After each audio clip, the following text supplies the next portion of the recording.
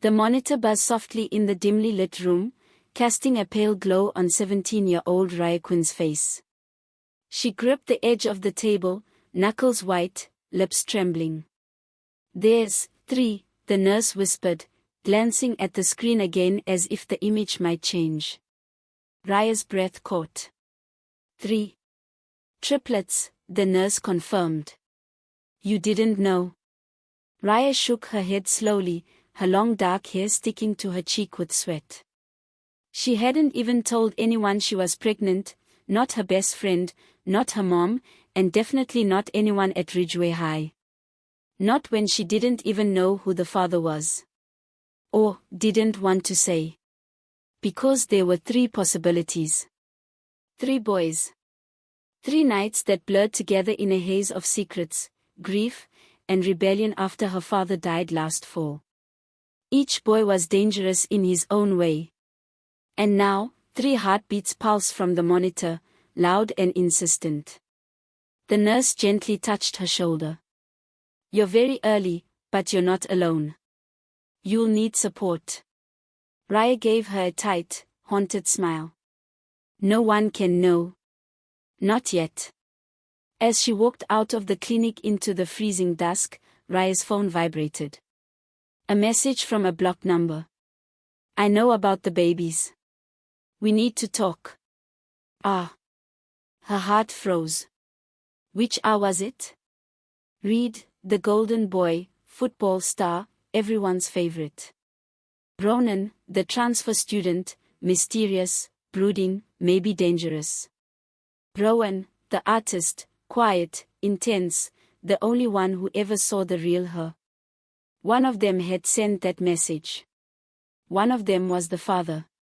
And someone else knew her secret. Raya moved through the hallways of Ridgeway High like a ghost.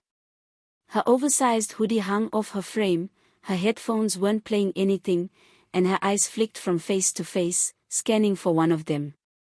Reed. Ronan. Rowan. They were all here. All in this building. And one of them had messaged her. The bell rang as she turned the corner to her locker. And there he was. Reed Callahan leaned against her locker like he owned the whole damn hallway, varsity jacket, perfect hair, a cocky smirk aimed at the girls who walked by. He turned when he saw her, flashing that charming smile everyone melted for. "Hey, Quinn," he said. "You've been kinda invisible lately." So had he, ever since that Halloween party. The one she barely remembered. "You too," she replied, coolly. He tilted his head. "You okay?" Raya shrugged. "Peachy. A bit." His smile faded just a little. "I had a dream about you." Her heart skipped. Before she could reply, Ronan Vale brushed past both of them, his shoulder bumping Reed's on purpose. He was all shadows, black hoodie, bruised knuckles, silent eyes. "Quinn," he murmured without stopping. Reed glared after him. "You still hanging around him?" But Raya didn't answer. She was staring at her locker now. A note had been slipped into the vent. Folded neatly, no name. She opened it with shaking hands. "You can't keep this hidden forever. Secrets rot from the inside out." Her vision blurred for a second. She crumpled the note and stuffed it into her bag just as Rowan Bishop walked up behind her. Soft denim jacket, paint under his fingernails, that quiet, careful energy like he was always listening. "You look pale," he said gently. Raya looked up. "I feel fine." "You're lying." Their eyes locked. Rowan didn't smile. He really did. But something flickered in his gaze, concern, fear, something else. He reached into his pocket and handed her a small folded sketch. She opened it. A drawing of a girl holding 3 babies. She gasped. "Why would you draw this?" He didn't answer. Instead, he leaned in and whispered, "I remember more than you think." Before she could demand what he meant, he walked away. 3 boys. 3 nights. 3 babies. And now, someone else knew. Someone who wanted the truth to come out. But Raya wasn't ready. Not until she knew who the father was, and who she could trust. It had been the night of the fall carnival, and the air was crisp with the promise of change. Raya had never been one for crowds, but she couldn't ignore the pull to leave her empty house behind, to bury the sadness, the confusion, and the feeling of being lost without her dad. Her friends had begged her to go. She remembered barely listening to their chatter as they shoved her into the crowded gymnasium, the scent of caramel apples and popcorn in the air. Music thumped in the background, lights flashing with a rhythm of their own. And then, she saw him. Reed Callahan, leaning against the snack stand, a group of his friends surrounding him. His easy smile, his easy charm, but that night, there was something different about him. He wasn't the usual perfect boy. He looked sad. It was strange, seeing him like that. She didn't know why it made her walk toward him, or why, when he saw her coming, his expression softened. "Hey, Quinn," he said, his voice almost too quiet for the noise around them. "You all right?" Raya's heart beat harder than usual, but she shrugged, trying to play it cool. "Yeah. Just, tired. The usual." Reed chuckled. "I get it." His gaze softened, his fingers brushing her hand like it was a casual thing, like it had always been casual. She didn't pull away. She didn't want to. "Let's get out of here," he suggested. "Want to skip this mess with me?" And without thinking, she nodded. A few minutes later, they were walking in the dark behind the school, away from the noise, where the quiet of the trees seemed almost comforting. The cold hit her skin, but Reed had already draped his jacket over her shoulders. His scent, familiar, comforting, was almost enough to make her forget everything. But then, the moment stretched. The tension between them thickened, and before she could think twice, Reed had kissed her. It wasn't planned. It wasn't like the way she imagined love in her head. It was raw, impulsive, and something inside of her snapped, pulled her closer to him. They didn't talk after. They just stayed there, wrapped up in each other's arms, until they got lost in the silence. And just when it felt like the night would end with nothing more than a kiss to remember, she heard his voice again. "I don't regret this, Reed murmured. Raya had barely processed it when the sound of tires screeching on gravel interrupted the moment. She stepped back just as Ronan Vale pulled up in his battered old truck. His eyes locked with hers in that way that always made her feel exposed. Raw. It wasn't anger she saw there, it was something deeper, something harder to name. Ronan got out of the truck, his boots hitting the ground with purpose. He didn't even acknowledge Reed, his focus was on Raya. He didn't need words to ask if she was okay. It was the way he looked at her, as if he could see the broken parts, the fragile places no one else could. And for some reason, despite everything in her telling her she should leave, she stayed. They didn't talk much, but the tension was undeniable. As the hours passed, things grew hazy. The quiet between her and Ronan was thick with unspoken thoughts, while Reed's presence lingered just at the edge of her mind. It was like all of them were trapped in this unsolvable puzzle. And then Rowan showed up. He came out of nowhere, as if drawn to the same quiet that had kept her in this place of confusion. His sketchbook was tucked under his arm, his eyes shadowed by the dim moonlight, but still, his presence was like a balm to her wounded heart. I was worried about you," Rowan had whispered. "I'm fine," Raya said, her voice barely above a breath.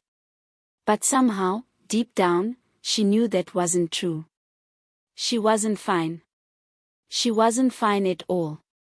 That night, they didn't talk about what happened. There was no explanation. No closure. Just moments that felt like pieces of something bigger, something that couldn't be pieced together. Something that wouldn't be pieced together. And in the morning, all that remained was an ache in her chest. By Thursday, Ridgeway High had changed. The whispers started small, like frost on a window pane. A glance here. A side comment there. Girls stopped mid-sentence when Raya walked past. Boys looked at her like she was a riddle they'd just been told to solve. Something had shifted. And it all started with one sentence scribbled on the back of a girl's bathroom stall in blue ink. She's carrying a secret. Or 3. Raya stared at it after third period, standing alone under the humming fluorescent lights. Her heart dropped into her stomach. Who wrote it? Who knew? Her hand rested on her abdomen, still flat under her hoodie. She wasn't showing yet. But she felt them, the heartbeats. The weight of 3 lives inside her. The pressure of a truth too heavy to carry. When she stepped into the hallway, Reed was waiting. "You've been avoiding me," he said, stepping into her path. "I've been avoiding everyone." He lowered his voice, eyes scanning the crowd. "Is it true?" She froze. "Is what true?" "That you're pregnant." The word hit like a slap. No sugarcoating. No hesitation. Raya blinked. "Who told you that?" He hesitated. "It doesn't matter." She pushed past him, but his hand caught her wrist. "Is it mine?" A pause. A silence so heavy it hurt. "I don't know," she whispered. Before he could say another word, a voice interrupted them. "Why ask questions you're not ready to hear the answers to?" Ronan. He leaned against the lockers like he'd been there the whole time. His eyes locked on Raya's hand, still held by Reed. Reed dropped it. "I swear to God, Vale. Save it." Ronan's tone was calm, but his stare could cut through bone. Raya stepped between them. "Stop it. Both of you." But they weren't listening. "You think you're better than me?" Reed barked. "No," Ronan said coolly. "Just less confused." Raya's voice cracked. "This isn't about you two." And then, someone else stepped into the scene. Rowan. Silent, still, holding a single envelope in his hand. He handed it to Raya. "I found this in my locker this morning. Thought you should see it." She opened it with trembling fingers. Inside was a photo. A grainy black and white from the clinic. Her ultrasound. Her name still on the corner. And written across the top in red marker. "Tick-tock, Mama. Truth doesn't hide forever." Raya's knees buckled. Someone had been watching her. Someone knew everything. And now, it wasn't just about finding out who the father was. It was about who wanted to expose her, and why. Raya didn't go to lunch that day. Instead, she hid in the back corner of the library, lights low, the hum of old computers mixing with whispers of turning pages. Her hands trembled as she laid out everything on the table in front of her, the crumpled notes, the ultrasound photo, Rowan's sketch, the list she had started writing in her phone weeks ago. The possibles. Reed, too perfect to be true. Something about how he looks at her now makes her stomach twist. Is it guilt? Or just fear? Ronan, the night with him was a blur. Raw and vulnerable. But he's protective now. Almost too protective. Rowan, the artist. Quiet, observant. He remembers more than he lets on. Why did he draw that sketch before anyone knew? But now there was a fourth possibility. Someone else knew. Not one of the boys. Someone watching from the shadows. Someone who had access to her medical records. Someone who slipped notes into lockers, into stalls, into hands. Who? A sharp voice cut through the silence. "You're not where you're supposed to be, Quinn." Raya jumped. It was Marla, the school secretary's niece, nosy, always listening, always around. She narrowed her eyes at the papers on the table. "Looks like you're working on a little mystery." Raya tried to cover everything with her arm. "It's nothing." Marla leaned closer. "You sure about that? People are talking." "You know what I heard?" Raya looked up, face pale. "What?" "That someone's been going through the nurse's files. Taking photos. Leaving things behind." Her heart froze. "Who?" Marla smiled coldly. "That's the question, isn't it?" And with that, she walked off, leaving only the scent of peppermint gum and suspicion behind. Raya was shaking.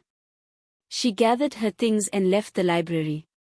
The walls of Ridgeway High suddenly felt tighter. More suffocating. Like they were closing in. As she turned a corner, her phone buzzed again. "Block number. You're running out of time. The truth will come out. The only question is, will it destroy you first?" She stared at the message. Her reflection in the dark screen looked unfamiliar. Bolder. Harder. That night, she made a decision. She was going to confront each of the boys, one by one. Not just about what happened that night, but about what they might be hiding now. The stadium was empty after school, just the rustling of autumn leaves and the hum of lights above the field. Raya found Reed sitting on the bleachers, alone, tossing a football up and catching it in one hand like it was second nature. She approached silently. Her shadow fell over him before she spoke. "You sent the message, didn't you?" Reed caught the football, turning slowly. "Which one?" "The one about the babies." His face darkened. "I didn't. I swear." "Then how did you know?" He set the ball down and stood up, towering slightly over her. But there was no threat in his posture, only confusion and something that almost looked like guilt. "People talk," he said. "I heard whispers. And I remembered that night." Raya folded her arms. "What do you remember?" Reed hesitated. For a second, she thought he might lie. But then, "You kissed me first," he said quietly. "Behind the gym. You were crying, and I didn't ask why. I should have. But I didn't. I was just selfish." Raya's chest tightened. That part was true. "And later," he continued, "you disappeared. You didn't text. You didn't come to school for days. I thought, maybe you regretted it. I did too, kind of. Not because of you, because I knew you were hurting. And I took advantage of that." He looked her in the eyes. "Raya, if the babies are mine, I'll step up. I'm not running. But I need to know. Are they?" She swallowed hard. "I don't know yet." Reed rubbed the back of his neck. "Then find out. Please. Before all this destroys you." She stepped back. "What do you mean, destroys?" He hesitated, then pulled something from his pocket. A photo. Another copy of the ultrasound, this one burned slightly at the edges. Like someone had tried to destroy it. "This was taped to my locker this morning," he said. "With a note." Raya took it. The same handwriting. The same red ink. "They deserve to know. Or I will tell them for you." Someone was playing them all. Someone wanted the secret out, not for truth, but for control. As Raya turned to leave, Reed called after her. "I don't think it's one of us," he said. "Not me. Not Ronan. Not Rowan." She paused. "Then who?" Reed frowned. "Think about it. You've had people watching you since the night of the carnival. Not just us. People you don't notice. But they notice you. Raya didn't reply. But a single name echoed in her mind as she walked away. Marla. Ronan's garage was always half-lit, smelling like motor oil and rusted metal. The kind of place where secrets could live in peace. Raya found him under the hood of his truck, hands stained with grease, his jaw tight like he'd been expecting her. I figured you'd show up, he said without looking up. You remembered more than you let on, Raya said flatly. It's time to tell me. Ronan wiped his hands with a rag, then finally looked at her, those dark eyes that always seemed to read between the lines. That night wasn't just about you and Reed, he said. I saw you leave with him. But later, I saw you again. Walking barefoot behind the old bleachers. Like you didn't know where you were. Raya blinked. I don't remember that. I know. He tossed the rag onto the workbench. I drove you home. You don't even remember getting in the truck, do you? No. Ronan stepped closer, lowering his voice. You were crying. Not loud. Just shaking. You kept saying, it wasn't supposed to happen like that. Over and over. Then you fell asleep against the window. A cold shiver ran through her. Why didn't you tell me? Because the next morning, you acted like nothing happened. You avoided me. And I thought maybe you were ashamed. Of what? He hesitated. Of being seen with me. Raya's breath caught. I was never ashamed of you. Ronan looked away. It doesn't matter now. What matters is someone's trying to hurt you. She took a step forward. Did you get a note too? He didn't answer right away. Then, from his jacket pocket, he pulled out a small cassette tape. Old. Unmarked. This was on my porch this morning, he said. In a bag. No return address. What's on it? I haven't listened yet. I was waiting for you. They played it on the old stereo in the garage. At first, static. Then, a voice. Warped. Unnatural. Masked. She lied to you. She lied to all of you. And soon, everyone will know what she did. Raya stared at the speaker, blood draining from her face. Ronan turned it off. That wasn't you, right? She shook her head, barely breathing. No. But someone wants you to think it was. And suddenly it was clear, this wasn't just about the babies. It was about someone trying to destroy her before the truth came out. Ronan moved closer, his voice low. Whoever this is, they're not going to stop until you're broken. Raya met his eyes. Then we don't let them win. Rowan always hid in plain sight, sketchbook in hand, hoodie pulled low, fading into the edges of every room. But not tonight.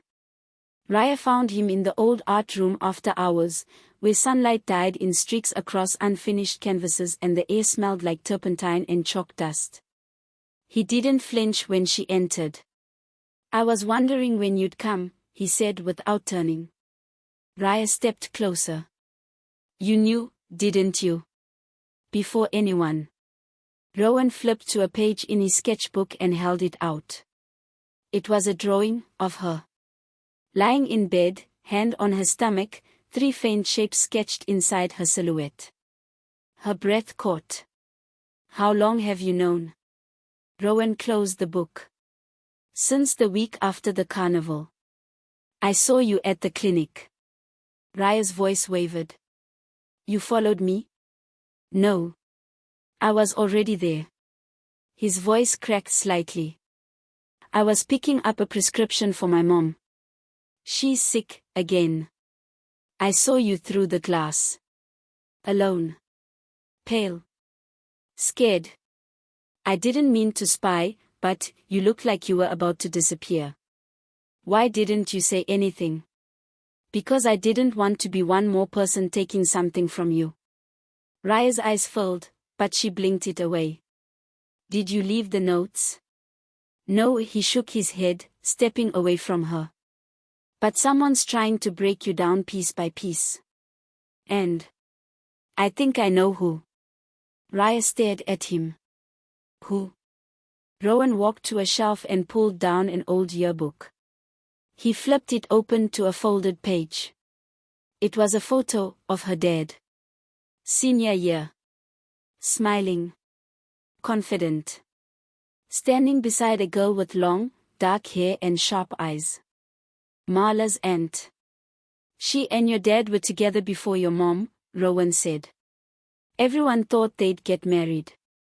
But then your mom moved here junior year, and it changed everything. Marla's aunt dropped out.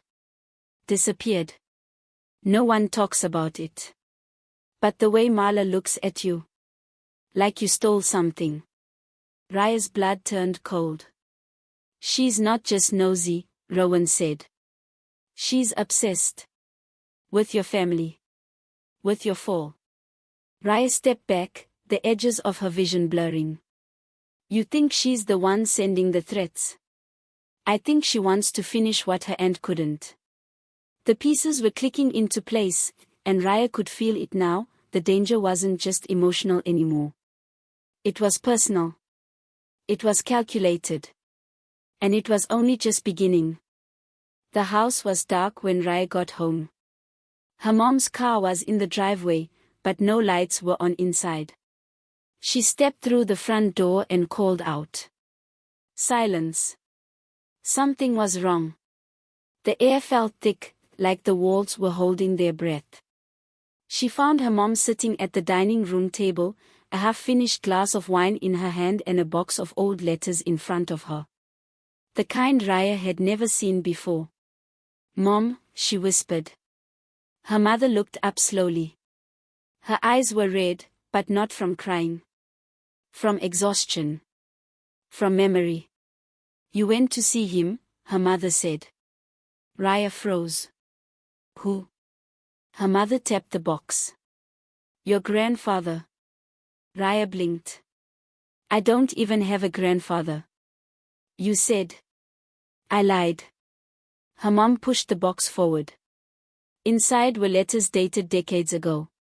Photos. Newspaper clippings. A sealed envelope with her name on it.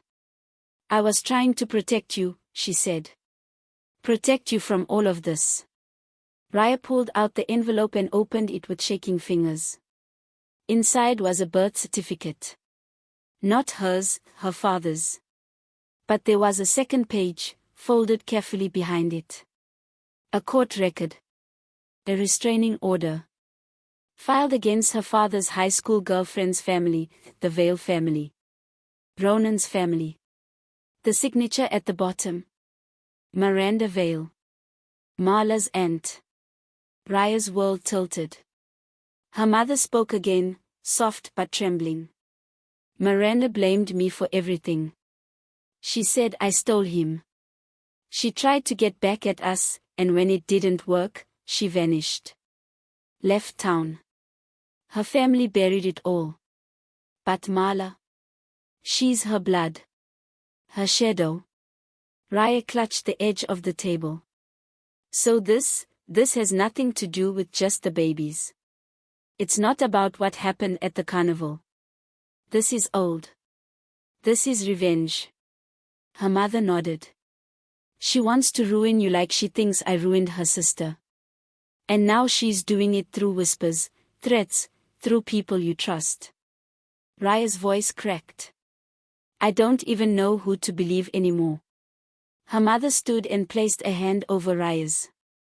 Then start with yourself. Raya lay awake that night, staring at the ceiling, the pieces clicking into place. The stalking. The threats. The obsession with her father. The reason Marla always knew too much. This wasn't just a pregnancy scandal. This was a legacy war. And someone was willing to bury 3 innocent lives just to rewrite history. Raya stood at the edge of the clearing behind the old community center, the flicker of bonfire flames casting long shadows over the scattered logs and folding chairs. She took a deep breath, heart pounding in her chest. This was it, the moment she'd been building toward for weeks. She glanced at her phone. Everyone was supposed to arrive soon. Reed, Ronan, Rowan, and, most dreaded of all, Marla. The invitation had been simple. Let's talk. No secrets. No games. But it was anything but casual. Raya had spent hours planning every detail, hoping to flush out whoever was behind the threats, the notes, the lies. Her eyes caught movement in the trees. Reed was the first to step into the light, his usual confident smile faltering as he took in the tension hanging in the air. Raya, he said cautiously, you really going to do this? Bring us all here like this? She nodded. It's the only way. One by one, Ronan and Rowan appeared, their expressions guarded but curious. Then, last, Marla stepped out, her eyes sharp and calculating, a predator knowing she was cornered. Raya forced herself to steady her voice. We all know something's wrong. Someone's been trying to ruin me. To scare me. To control the secret. Marla smirked. You think it's me? Raya's gaze didn't waver. I don't know yet. But tonight, that ends. The fire crackled, and for a moment, the only sound was the wind through the trees. Then Marla laughed, low and bitter. You think you can catch me? You're just a scared girl playing at being brave. Raya's eyes narrowed. Maybe. But I have one thing you don't. Yeah? What's that? Marla taunted. Truth.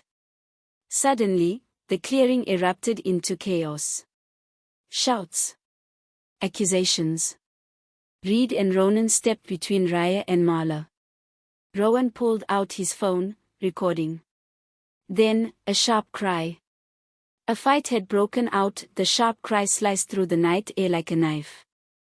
Raya's heart slammed against her ribs as she saw Marla shove Rowan, sending his phone skittering across the dirt. Reed lunged forward, grabbing Marla's arm before she could strike again. Stop. Ronan's voice was firm, but the tension was electric, ready to snap. Marla twisted free, eyes blazing. You think you're so clever, Raya? You don't know the half of it. Raya stood her ground, voice steady despite the tremble inside. Then tell me. For a moment, Marla's facade cracked. She looked around at the others, the boys who'd been caught in this tangled web, and the firelight reflected a flicker of something raw, pain, anger, fear. I'm tired of hiding, Marla said quietly. I'm tired of watching you take everything that should have been ours. My aunt lost him because of your family. I'm just finishing the job. Finishing the job? Raya echoed. What does that even mean? Marla took a step back, her voice dropping to a whisper. You don't want to know. Rowan bent down and picked up his phone, holding it up to show the group. The screen was cracked but still recording everything. Now everyone can see what's happening, he said. No more secrets. Reed glanced at Raya. Is this what you wanted? To drag this out in front of everyone? Raya shook her head. No. I wanted answers. And answers were exactly what they were about to get. Suddenly, Marla's phone buzzed. She glanced at the screen, a message from an unknown number. The final move is yours. Don't fail. Her face went pale. Who is it? Raya demanded. Marla hesitated, then looked at the boys. Someone, worse than me. The fire flickered as shadows danced around them, and Raya realized this was far from over. The next day, the school halls buzzed with whispers, the fallout from last night's confrontation spreading like wildfire. But Raya's mind was far from the gossip. She had a sinking feeling in her chest, like something crucial was slipping through her fingers. She met up with Reed and Ronan at the usual spot behind the gym, hoping to piece together what had happened, and what was still hidden. "We need to know who's behind this," Raya said. "Marla's not working alone." Ronan nodded. "That message she got. It wasn't random. Someone's pulling strings." Reed frowned. "But who? We've all been close to you, and none of us wanted this." Just then, Rowan appeared, his face pale. I know who it is," he said, voice trembling. They all looked at him. "It's someone no one suspects," Rowan whispered. "Someone who's been close to Raya all along." Raya's heart skipped. "Who?" she asked. Rowan hesitated, then spoke the name that shattered her world. "Miss Parker. The new school counselor." The school counselor. The kind, supportive adult who'd been quietly helping Raya through the past weeks. It seemed impossible. But Rowan had evidence, text messages, secret meetings, notes that didn't add up. "She's been feeding Marla information," Rowan said. "And worse, she's been trying to keep you from finding out the truth." Raya's mind reeled. "How could she?" Reed asked, voice tight with disbelief. Raya's voice was cold but steady. "Because she's not who she says she is." That night, Raya found herself standing outside Miss Parker's office, the weight of betrayal pressing down on her. The door creaked open. Inside, Miss Parker sat behind her desk, calm, collected, but with eyes that flickered something dangerous. "Raya," she said smoothly, "I was wondering when you'd figure it out."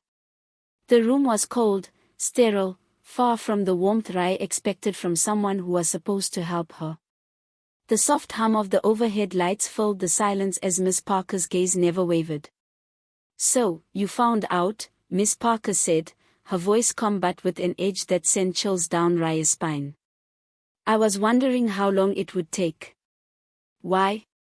Raya demanded, stepping inside cautiously but determined. "Why betray me? Why work with Marla?" Miss Parker smiled, a sad, almost pitying curve of her lips. "You think this is about you, don't you? About some petty high school drama? It's much bigger than that." Raya clenched her fists. "Then explain." "Because right now, it looks like you're trying to ruin my life." Miss Parker leaned forward, lowering her voice. "Your family has a legacy that many want to erase. I'm here to make sure it stays buried." Raya's breath caught. "What legacy?" "The truth about your father," Miss Parker said quietly. "He wasn't the hero everyone remembers. And the triplets you're carrying, they're the last chance to stop that truth from coming out." Raya's world spun. "Stop it. What are you saying?" Miss Parker's eyes darkened. "You don't understand how deep this goes. But you will. Soon enough." The door creaked behind Raya. Reed, Ronan, and Rowan appeared in the doorway, their faces tense but ready. "You're not alone," Reed said firmly. "We're not letting you do this by yourself." Miss Parker stood, her expression hardening. "You can stop what's coming." Raya took a step forward, voice strong despite the fear gnawing at her. "Maybe not. But I'm not afraid anymore." The night after the confrontation, Raya sat on her bedroom floor, the letter from her mother resting beside her like a fragile map through the chaos. She stared at her reflection in the window, the moonlight casting pale shadows across her face. 3 tiny lives grew inside her, a promise and a burden all at once. Her phone buzzed. A message from Reed. "We're here. Whatever you decide." Raya took a deep breath and typed back. "I'm ready." The next morning, she walked into school with a new kind of purpose. Rumors buzzed like angry bees, but Raya held her head high. She sought out Marla first. "I know what you want," Raya said quietly. "You want me to fall apart, to disappear. But I'm not going anywhere." Marla's eyes flickered, surprise, and maybe a hint of respect. Then Raya made her way to the principal's office, requesting a meeting. She handed over the evidence, Miss Parker's betrayal, the threats, the family history. It was risky. Exposing everything could change her life forever. But hiding had already cost too much. Later that day, Reed, Ronan, and Rowan met her behind the bleachers. "Whatever happens," Ronan said, "we've got your back." Raya smiled, feeling a warmth spread through her. This was her story now. Her truth. And she was ready to face it, for her babies, and for herself. The school auditorium was packed. Faces blurred into a sea of whispers and judgmental stares as Raya stood at the front, clutching a folder filled with evidence. Miss Parker sat in the audience, expression unreadable but cold. Marla was nearby, her eyes burning with a mixture of fury and disbelief. Raya took a deep breath and spoke, voice steady but filled with raw emotion. "This is my story. The truth about my family, the secrets kept in the shadows, and the lies that have haunted me and my babies." She laid out everything, the betrayal, the threats, the tangled history between families. The crowd gasped, some in shock, others in sympathy. When she finished, silence fell. Then, the principal stepped forward, announcing Miss Parker's immediate suspension and promising a full investigation. Marla stormed out, but Rowan caught her arm. "It's over," he said quietly. Raya watched her go, feeling a strange mix of relief and sorrow. The fight had cost them all, but it was finally ending. Chapter 15, The New Dawn. Weeks later, the air was lighter. The whispers had faded into supportive murmurs. Raya sat on the porch of her home, sunlight warming her face. Reed, Ronan, and Rowan sat nearby, the three of them closer than ever. Her belly was round and full, a symbol of hope and new beginnings.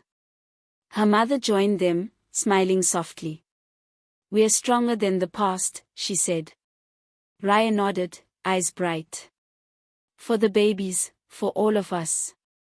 The future was uncertain, but for the first time in a long time, Raya felt ready to face it, surrounded by the people who loved her, and with the courage to write her own story. Raya, a high school senior, discovers she's pregnant with triplets, a secret she guards fiercely. But when the identity of the baby's father becomes a mystery, and threats begin to shadow her every step, Raya's life spirals into a web of secrets, lies, and family betrayals. As suspicion and danger close in, Raya must navigate complicated relationships with three boys connected to her past, Reed, Ronan, and Rowan, while confronting Marla, a relentless rival obsessed with destroying her. The truth emerges slowly, revealing a decades-old family feud tangled in love, loss, and revenge.